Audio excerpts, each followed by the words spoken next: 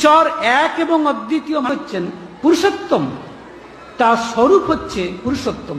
এই কথা বলার অর্থ এই যে ঠাকুর অনুকূলচন্দ্র কে, তার স্বরূপ কি আপনারা জেনে যান।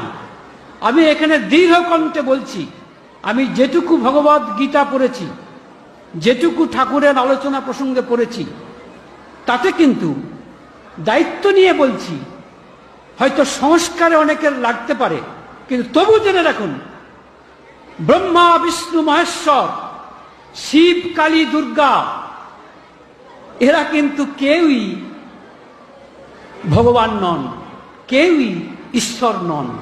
ঈশ্বর একমাত্র পুরুষোত্তম। সুতরাং জেনে যান শ্রী শ্রী ও ঠাকুর অনুকূলচন্দ্র এদেরকে সৃষ্টি করেছেন।